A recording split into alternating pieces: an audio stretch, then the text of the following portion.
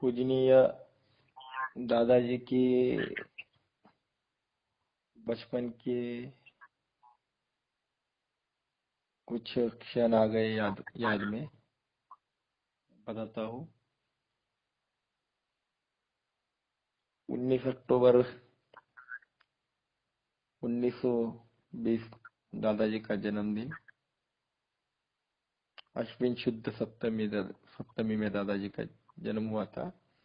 रोहा गांव में, रायगढ़ जिले में, महाराष्ट्र में। दादाजी बचपन में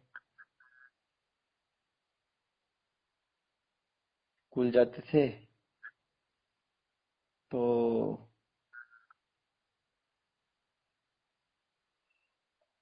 उनका जो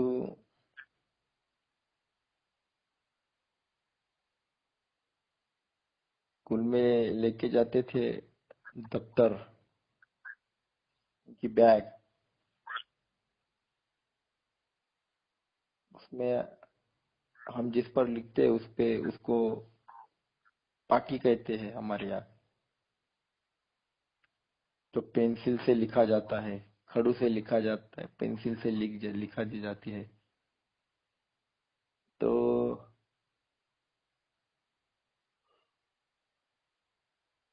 वो जो पाटी रहती है लिखने की, तो वो बार बार फूटती थी। वो क्या, वो सादा पुट्ठा का रहता है, तो वो बार बार फूटती टूटती थी। तो दादाजी थे, उनके दादा दादी के पास रहते थे। तो एक दिन दादी गुस्सा हो गई।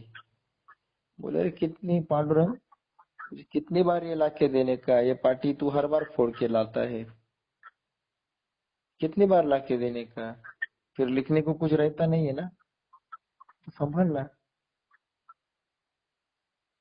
तो उनके दादाजी ने कहा था कि अरे पांडुरंग पर गुस्सा मत हो जा,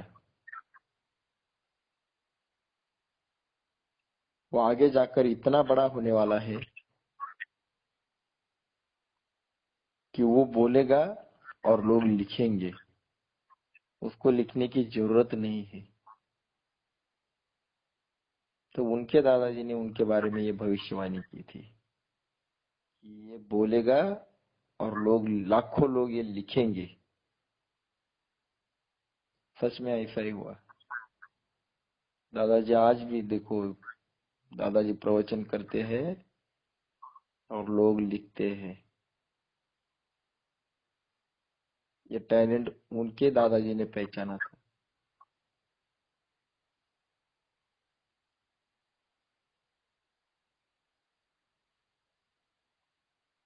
दादाजी 10-12 साल के थे तो उनके गांव में शंकराचार्य जी आए थे। मतलब अभी जो शंकराचार्य जी है ना, ऐसे शंकराचार्य जी वहाँ आए थे। दादाजी छोटे थे उम्र में। शंकराचार्य जी का बहुत दबदबा रहता है। पुराने जमाने में तो और भी बहुत था, आज भी है, पहले भी था। उनकी पर्सनैलिटी वगैरह, सब गांव के सब लोग जमा हो गए उनको मिलने।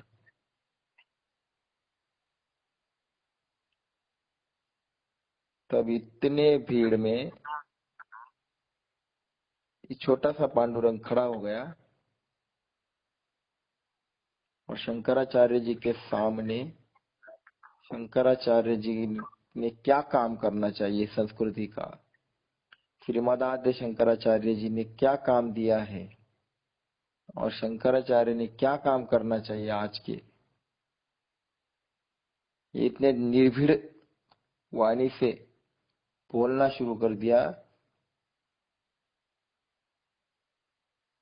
किसी को लगा होगा कि ये छोटा मुंह बड़ी बात कर रहा है, और वो भी शंकराचार्य जी के सामने। और दादाजी ने इतना बढ़िया, इस इतनी कम उम्र में इतना बढ़िया समझाया, वो शंकराचार्य जी को भी बहुत आनंद आ गया कि ये छोटे से बच्चे में इतनी ताकत है। इतना ज्ञान भरा है।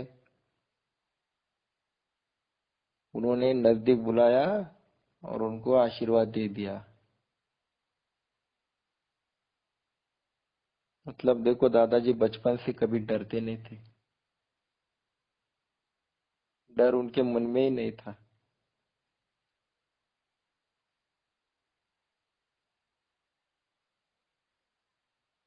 उनके गांव बिरोहा में नदी बहती है। वो जो नदी है,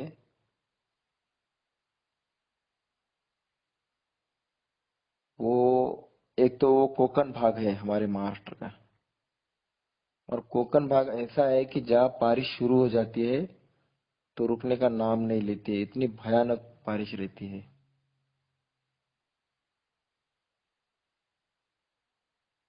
तो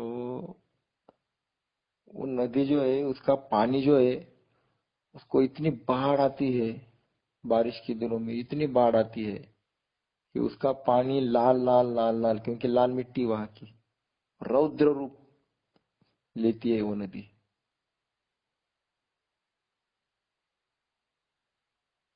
और इतना भयानक पानी देखने के बाद अच्छे अच्छे तैरने वाले डर जाते हैं। इतना इतना जबरदस्त प्रवाह रहता है उसका।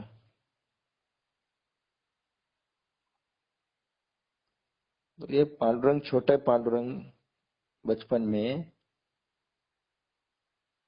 उनको तैरने की बहुत आदत और बहुत मजा आता था।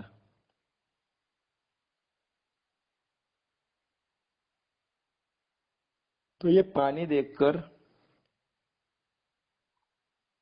वो कभी नहीं डरे। सब बच्चे डरते थे पर दादाजी कभी नहीं डरे। दादाजी डायरेक्ट उड़ी मार, जंप मारते थे पानी में। या सुनकर भी हम कल्पना नहीं कर सकते हैं, पर दादाजी बचपन में ऐसे प्रवाह में जंप मारते थे। और बात ऐसी है कि दादाजी उल्टा तैरते थे। मतलब पानी की दिशा से उल्टा, उल्टी दिशा में तैरकर आते थे। ये कल्पना नहीं कर सकते हम, पर ये वास्तविकता है। इतने जबरदस्त प्रवाह के विरुद्ध तैरना और बाहर निकल के आना, ये दादाजी को मजा आता था। सभी लोग डरते थे, बच्चे डरते थे, पर दादाजी नहीं डरते थे। वो कुंडलिनी नदी का नाम है। नदी जो है वो कुंडलिका, कुंडलिका नदी का नाम है। वो नदी में वो तैरते थे। मतलब दादाजी ने बचपन से दिखा दिया कि सारा दुनिया का प्रवाह एक दिशा में जा रहा है और मैं प्रवाह से उल्टा तैरने वाला हूँ। और दादाजी ने करके दिखाया। सारी दुनिया का प्रवाह है स्वार्थ। सबके पास जाएंगे स्वार्थ की नजर से, स्वार्थ की दृष्टि से सभी जगह देखेंगे। फिर वो दोस्त हो तो भी स्वार्थ से देखेंगे, रिश्तेदार हो तो भी स्वार्थ। इतना ही नहीं, भगवान के पास जाएंगे तो भी स्वार्थ से जाएंगे। क्या मिलेगा तो हम करेंगे। दादाजी ने बचपन से दिखा दिया कि मैं उल्टा तैरने वाला हूँ, प्रवाह से उल्टा भी चलूंगा। मैं कहूंगा कुछ नहीं मिलेगा तो भी तुझे भगवान का काम करना है, निस्वार्थ काम करना है, निरपेक्ष निराकांक्ष भगवान का काम करना है। होगा क्या, बता, कर सकेगा। दादाजी ने बचपन से दिखाया कि मैं उल्टा तैरने वाला हूँ। मैं प्रवाह के साथ चलने वालों में से नहीं हूँ। बचपन से दादाजी ने ये करके दिखाया है।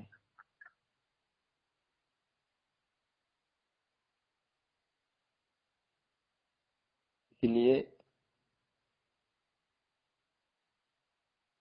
पूजनीय दादाजी आज इतना बड़ा काम करके दिखाया, और आज भी स्वाध्यायी प्रवाह के उल्टा चल रहे हैं। लोग कहते हैं पागल लोग हैं ये, पागल। ये काम धंधा बंद करते हैं, शटर बंद करते हैं और निकलते गांव गांव जाते हैं, घूमने जाते हैं। इनको कोई काम है ही नहीं। हमें पागल कहते हैं लोग। दादाजी कहते, जब दुनिया आपको पागल कहने लगेगी तभी समझना कि आप भगवान के बच्चे बन गए, आप भगवान के लड़के बन गए हैं। जब तक पागल नहीं कहती है तब तक समझ लेना कि आप अभी कुछ भी नहीं, आप भगवान की फैमिली के आदमी नहीं हो। आपको लोगों ने पागल कहना चाहिए, क्योंकि पागल हुए बगैर भगवान कभी नहीं मिलता है। जो भी व्यक्ति जिस भी क्षेत्र में सक्सेस हुआ है वो तभी होता है जब वो क्षेत्र में पागल हो जाता है। आप किसी भी बड़े व्यक्ति को देखिए, वो सक्सेस ऐसे ही नहीं हुआ है। उस क्षेत्र में सक्सेस होने के लिए पागल बनना पड़ता है, तभी वो यशस्वी हो जाता है। तो भगवान का बनना है तो भगवान का बनना है तो पागल ही बनना पड़ता है। और दादाजी कहते हैं, समानशीले व्यसनेषु सख्यम। जिसका व्यसन समान होता है उससे दोस्ती जल्दी हो जाती है। सिगरेट पीने वाले की दोस्ती सिगरेट पीने वाले से तुरंत हो जाएगी। दारू पीने वाले की दारू पीने वाले से तुरंत हो जाएगी। पर विरुद्ध होंगे तो नहीं होगी। हम लोग दारू पीने वाले के साथ थोड़ी दोस्ती करते हैं, है कि नहीं? गालियां देने वाले के साथ अच्छा आदमी थोड़ी दोस्ती करेगा। ऐसे लोग करते हैं, जैसा व्यसन है। तो हमारी भगवान से दोस्ती कब होगी? भगवान में क्या है? भगवान में पागलपन है। दादाजी कहते हैं, सबसे बड़ा पागल तो भगवान है। जो अच्छों को देता है तो उसके साथ बुरे लोगों को भी बहुत कुछ देता है। वो कभी किसी का बुरा नहीं करता। और जमीन में एक दाना डाल देते हैं तो उसके 1000 दाने आ जाते हैं। तो दादाजी बोलते हैं, ऐसी कौन सी बैंक है जो 1 रुपए का 1000 रुपए देती है? इसको पागल नहीं कहेंगे तो क्या कहेंगे? एक एक दाना फेंक दिया, 1000 दाने उसके हो गए 2-3 महीने के अंदर। तो वो पागल है तो हम भी पागल बनना चाहिए, तभी भगवान मिलते हैं। जो व्यवहारिक दृष्टि से जीवन जीता है वो भगवान का लाडला कभी नहीं बन सकता। अगर मैं जाऊंगा तो मेरा कितना धंधे का लॉस हो जाएगा। नौकरी को उस दिन छुट्टी लूंगा तो मेरा कितना रोज, जो मेरा रोज ही रहता है, कितना डूबेगा, कैसा होगा, क्या होगा, ये सोचने वाला भगवान का लाडला नहीं बन सकता है। भगवान का काम करते समय दुनिया को भूलना आना चाहिए। गीता में कहा है, मच्चिता मद्गत प्राण बोधयंत परस्परम कथयंतश्च माम नित्यम तुष्यन्ति च रमन्ति च। जब हम भगवान का काम करते हैं तब हम प्राण जो होते हैं ना, प्राण प्राण का मतलब दादाजी ने समझाया है कि प्राण का मतलब होता है भूख। हम अपनी भूख को भूलना चाहिए। कौन सी भूख होती है? एक तो हम भोजन करते हैं, तो भोजन की भूख को भूलना चाहिए। दूसरा होता है वित्त की भूख, मतलब पैसे की भूख रहती है ना, वो कभी मिटती है कि किसी की? हर एक को लगता है कि आज पैसा नहीं कमाऊंगा तो कल कैसा होगा। पैसा पैसा पैसा, ये भूख कभी खत्म ही नहीं हो रही है। पैसे की भूख है, कीर्ति की भूख है। कोई मुझे बड़ा कहना चाहिए, किसी ने मेरा मानना चाहिए, मुझे वैल्यू चाहिए। ऐसा नहीं कि बड़े लोगों को भूख होती है, घर में सास को भी भूख होती है कि मेरे बहू ने मेरा कहा मानना चाहिए, घर में मेरा राज चाहिए। यह अधिकार की भूख है, कीर्ति की भूख है, प्रसिद्धि की भूख है। इसको भूख कहते हैं। ये मिटती नहीं है। हर एक प्रकार की भूख रहती है। ये भूलना जब तक नहीं आता है तब तक भगवान नहीं मिलते हैं। भगवान का काम को निकले कि ये सब लगी हुई भूख भूल जाओ। वही आदमी तुष्यंति च रमंती च, मतलब वही आदमी सुखी बन जाता है, खुश बन जाता है। वो अपनी मस्ती में जीता है। इसीलिए किसी भी आप सत्पुरुष को देखिए, उसको ये किसी भी प्रकार की भूख नहीं है कि कोई मेरा कहा मानता है कि नहीं मानता, मेरा आगे क्या होगा, कौन मेरे को संभालेगा, ये कभी नहीं सोचते थे। उनकी भूख मिट गई थी और हमारी भूख कभी नहीं मिटती। कैसे भगवान मिलेगा? बड़ा टीका लगाने से, चार श्लोक याद करने से, धार्मिकता दिखाने से भगवान नहीं मिलते हैं। सब जगह ढोंग चलेगा पर यहाँ नहीं चलेगा। यहाँ नहीं चलता है भगवान के सामने। ढोंग नहीं चलता, झूठापन नहीं चलता। अंदर का मसाला क्या है भगवान वो देखता है, बाहर का मसाला देखता नहीं है। ये यही रहने वाला है।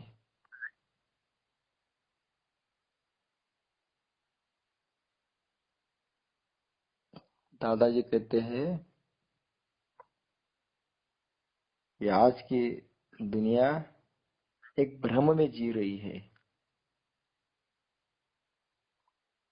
ये जो भ्रम है कि मैं छोड़कर बाकी सब सुखी है, ये सबसे बड़ा भ्रम है। लोगों को लगता है कि भाई आपका बहुत अच्छा है, आप सुखी हो, पर मेरे जीवन में बहुत दुख है। ये सारे लोग भ्रम में जी रहे हैं।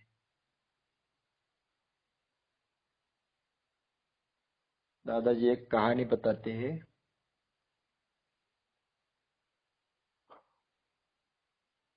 एक आदिवासी था, जंगल में रहता था। उसको कहाँ से पता नहीं, पर उसको सोने का हरिन मिल गया था।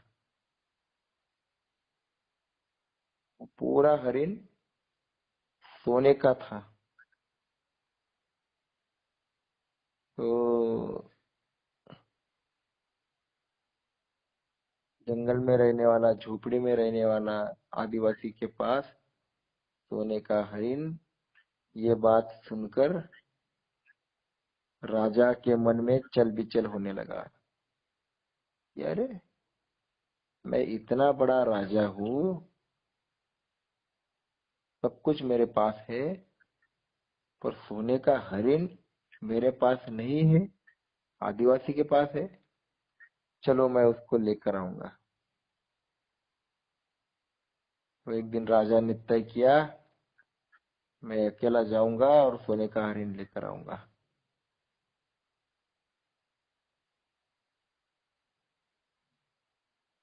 तो राजा को लगा सोने का हरिन मिलेगा तो मेरे जीवन में सुख बढ़ेगा, समाधान बढ़ेगा।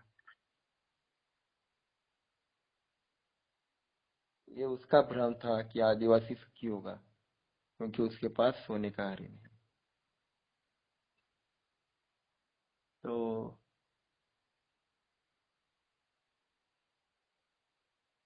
वो दौड़ते दौड़ते जंगल में गया, घोड़े पे सवार होकर गया, दौड़ते दौड़ते गया। जहाँ वो आदिवासी का घर था वहां आ गया। वहां आने के बाद उसने वो घर का दरवाजा खटखटाया।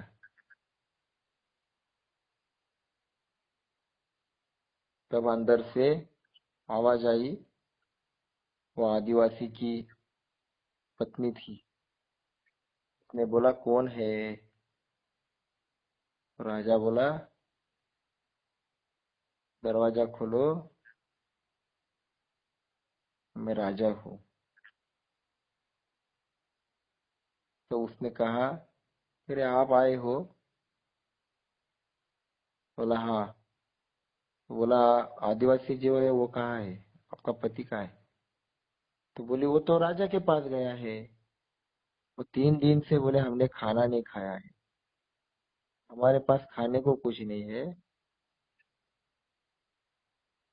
तो खाना लेने के लिए, कुछ अनाज लेने के लिए वो राजा के पास गया है। अब दादाजी कहते हैं कि जिस सोने के हरिन की लालच में राजा आदिवासी के पास गया, उसका ये भ्रम था कि आदिवासी के पास हरिन है, आदिवासी सुखी है। और आदिवासी के पास हरिन था, पर आदिवासी के पास सुख नहीं था। उसको ये भ्रम था कि राजा के पास पैसा है तो उसके पास सुख होगा, इसलिए वो खाना लेने के लिए राजा के पास गया था। दोनों लोग सुखी नहीं, दोनों लोग भ्रम में जी रहे हैं। ऐसा ही आज हो रहा है। नौकरी वाला कहता है धंधे वाले को, भाई आप बहुत सुखी हो, कभी भी शटर नीचे कर दिया और चल पड़े, आप बहुत सुखी हो। धंधे वाला कहता है नौकरी वाले को, भाई आप बहुत सुखी हो, 10 से 6 बजे तक ड्यूटी करने की, आराम से घर पे बैठने का, और फिर ड्यूटी खत्म हो गई घर पे आने का, बीवी बच्चे के साथ एंजॉय करने का, आप बहुत सुखी हो। ये उसको कहता है तुम सुखी हो, वो इसको कहता है तुम सुखी हो। और यही भ्रम में हमारी जिंदगी कट रही है।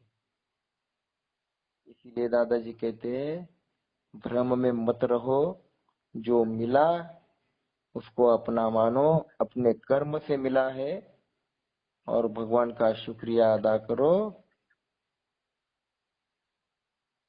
और जो है उसका साथ लेकर भगवान का काम करो। भ्रम में रहना भूल जाओ। भगवान ने अपने अपने हिसाब से, अपने अपने कर्म के हिसाब से सबको सब कुछ दिया है। दूसरों का थाली में लड्डू बड़ा दिखता है, वो दूसरे की थाली मत देखो। जो भी देखना है खुद के थाली में देखो। इसलिए दादाजी कहते हैं कि भ्रम में रहना छोड़ दो।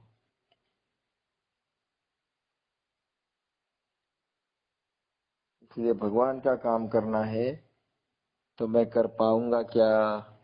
मेरे पास तो कुछ नहीं है, ना मेरे पास ज्ञान है, ना मेरे पास वित्त है, शक्ति है। कुछ भी मत सोचो, जो भी है काम में लग जाओ, भगवान अपने आप साथ देगा।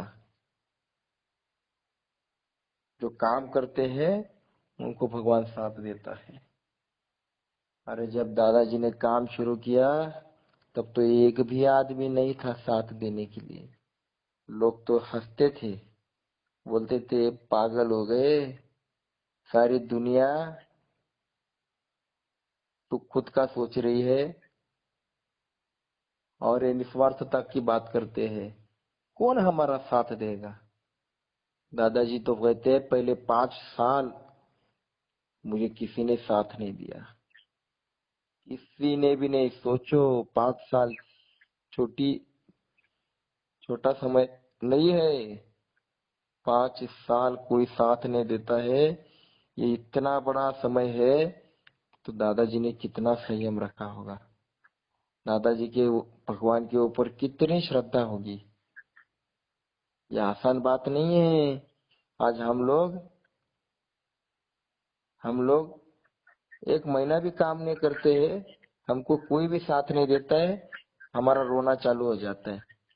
क्या कोई साथ नहीं देता और क्या काम करे? एक भी आदमी खड़ा नहीं होता है, स्वाध्याय को एक भी आदमी तैयार नहीं है, और हम कैसे काम करेंगे? हम रुकते नहीं है, संयम नहीं है। दादाजी में कितना संयम होगा।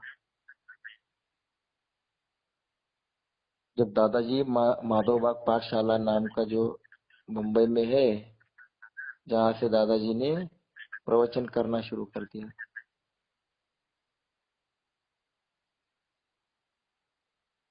तो उनके सामने 8-10 बूढ़े लोग बैठते थे। 8-10 बूढ़े लोग दादाजी का प्रवचन सुनने बैठते थे,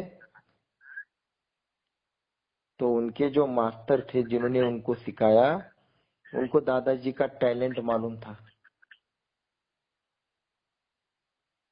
वो कहते थे उस जमाने में दादाजी आईएएस ऑफिसर बनेंगे। आईएएस ऑफिसर बनना ये साधारण लोगों की बात नहीं है, को बहुत टैलेंट लगता है, बहुत टैलेंटेड आदमी चाहिए, और उतना टैलेंट दादाजी में था। तो बहुत आग्रह करते थे कि पांडुरंग ने आईएएस ऑफिसर बनना चाहिए, उस हिसाब से दादाजी सीखना चाहिए। तो उनकी जो बहन थी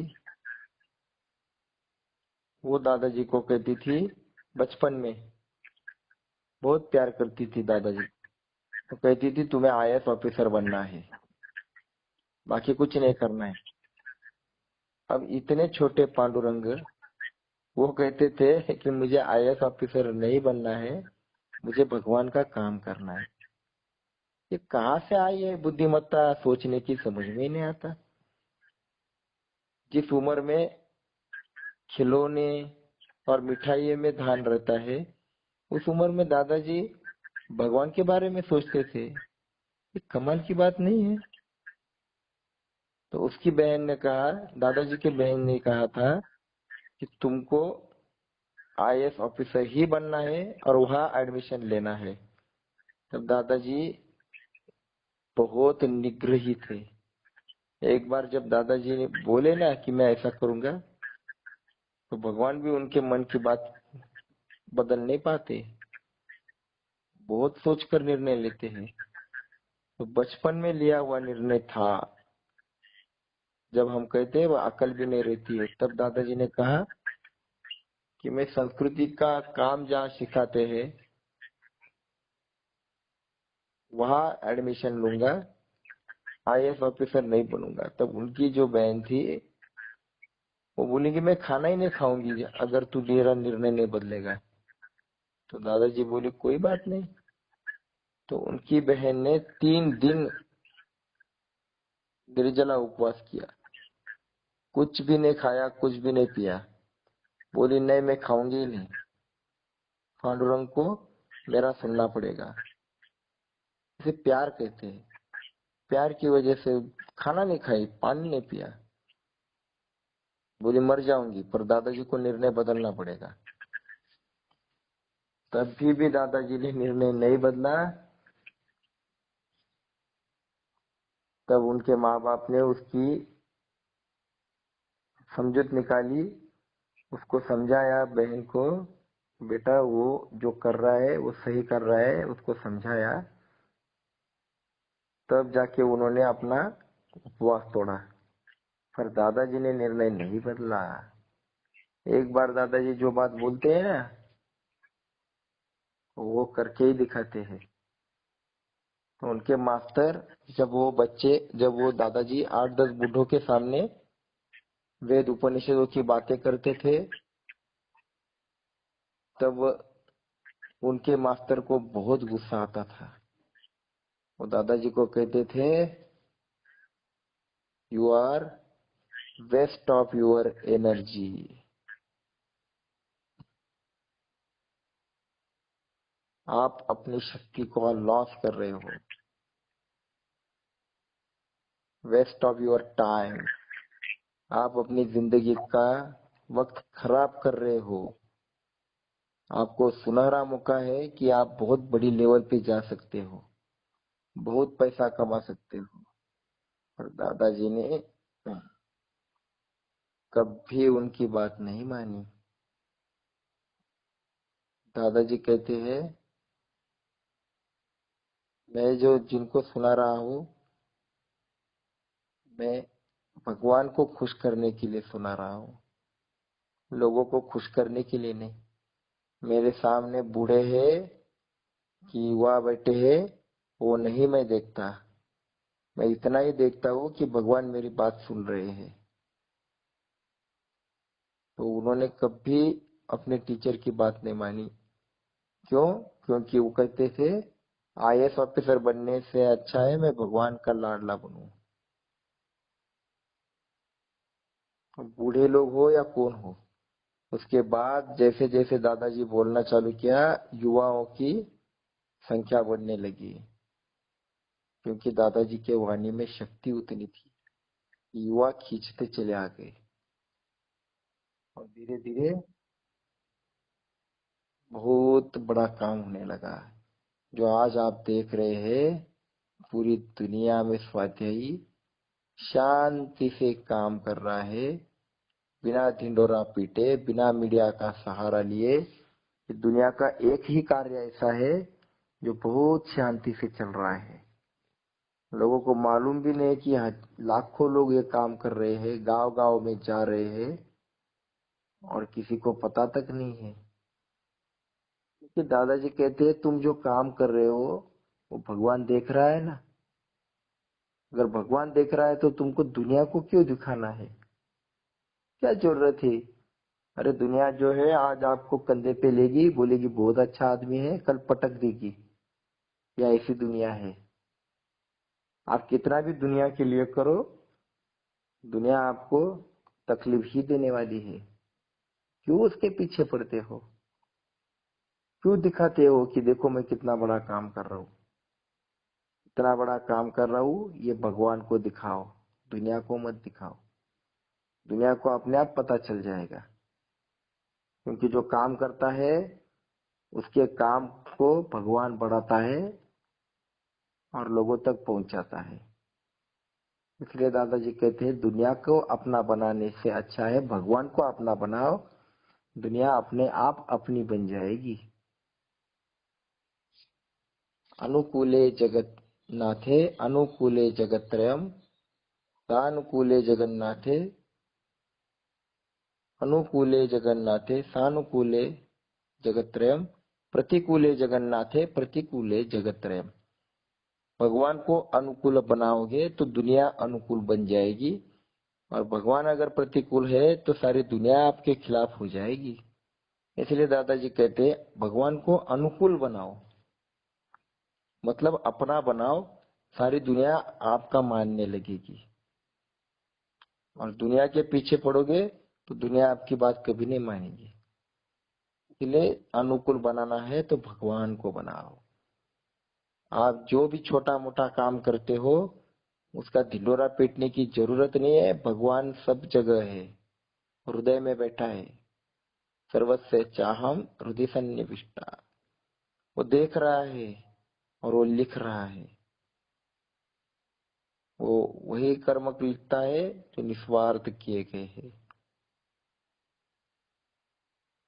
तो आपने किसी बच्चे को भी अगर त्रिकाल संध्या समझाई और किसी ने देखा भी नहीं, कोई जरूरत नहीं कोई देखे, भगवान ने देख लिया, आपका काम हो गया। लोग आपकी बात माने ना माने, आप भगवान का काम बताना चालू करो। वो भी निराशा ना लेना, निराश नहीं बनना। भगवान ने लिख लिया, अरे मेरा बच्चा मेरा काम कर रहा है। वो ये नहीं देखेगा कि ये लोग बदल गए कि नहीं बदल गए, वो ये नहीं देखेगा कि वो लोग स्वाध्याय को जुड़ गए कि नहीं जुड़ गए। वो केवल ये देखेगा कि अरे इसने काम किया, बस। दादाजी कहते, ये भगवान की शाबाशी चाहिए ना, इस हेतु काम करो। लोग बदले ना बदले, सुधरे ना सुधरे, हमको खुद को बदलना है, खुद को सुधारना है। ये स्वाध्याय है, ये पराध्याय नहीं है। हमें स्वाध्याय करना है। और ये सारी दुनिया में दादाजी ने इस विचारधारा से परिवर्तन लाया है, क्रांति लाई है। और यही मनुष्य गौरव है कि जो मनुष्य खुद को हीन, दीन, दुबला, लाचार मानता था, वो जानने लगा कि मैं लाचार, दीन, दुबला नहीं, मेरे अंदर विश्व चलाने वाली शक्ति बैठी है। वो खुद को बहुत महान मानने लगा। और जिसके अंदर बहुत अहंकार था कि मैं ऐसा मैं वैसा, उसका अहंकार दादाजी ने खत्म कर डाला। वो नीचे आ गया और वो भी शांत जीवन जीने लगा। अहंकार को सॉफ्ट कर दिया, न्यूनगंडता को खत्म कर दिया और भय गंडदा को निकाल डाला। मतलब भीति जो थी उसके मन में वो निकल गई। और ये त्रिकाल संध्या द्वारा होता है। त्रिकाल संध्या करने वाले के जीवन में कमतरता की प्रॉब्लम चली जाती है, अहंकार खत्म होता है और डर निकल जाता है। तो दादाजी ने त्रिकाल संध्या देकर मनुष्य के ऊपर बहुत बड़ा उपकार किया है। स्वाध्याय देकर मनुष्य का गौरव बढ़ाया है।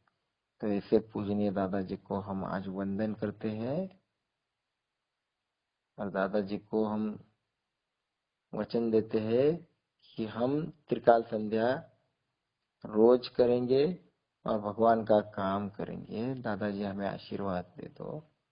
इतना कहकर आज मैं रुक जाता हूँ। जय